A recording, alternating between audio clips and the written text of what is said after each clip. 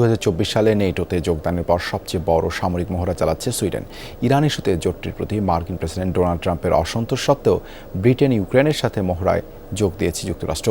নেটোর সম্মিলিত প্রতিরক্ষা সক্ষমতা শক্তিশালী করার উদ্দেশ্যেই পরিচালিত হচ্ছে এই সামরিক তৎপরতা।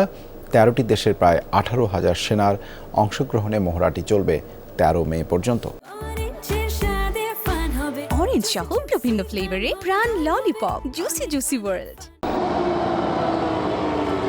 দুর্দান্ত গতিতে এগিয়ে চলেছে সাজোয়াজান।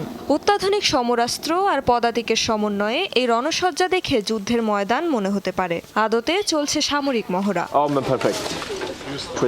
অরোরা 26 মহড়াটির আয়োজক সুইডেন।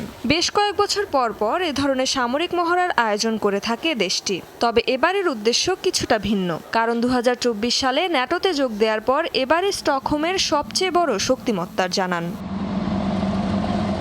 মহড়ার মূল লক্ষ্য এখন আর শুধু সুইডেনের নিজস্ব নিরাপত্তা নয়, বরং ন্যাটোর সম্মিলিত প্রতিরক্ষা সক্ষমতা শক্তিশালী করা। হোস্ট নেশন সাপোর্ট, সামরিক লজিস্টিক, দ্রুত সেনা ও সরঞ্জাম মোতায়েন এবং বাল্টিক নিরাপত্তা সহ বিভিন্ন দিক গুরুত্ব পাচ্ছে এই মহড়ায়। বিশেষ করে বাল্টিক সাগরের মাঝে থাকা কৌশলগত দ্বীপ গটল্যান্ডে চলছে যৌথ প্রতিরক্ষা অনুশীলন। And if NATO teaches us any one thing, and I hope you all watched, because they weren't there for us.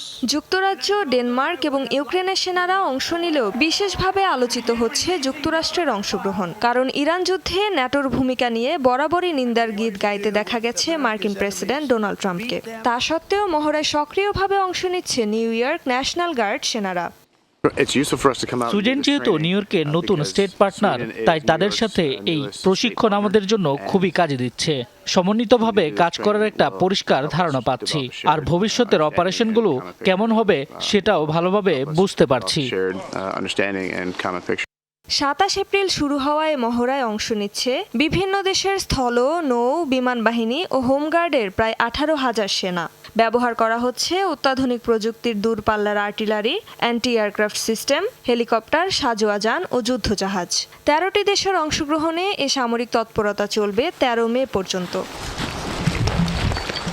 Rezwana Saima, Jamuna news.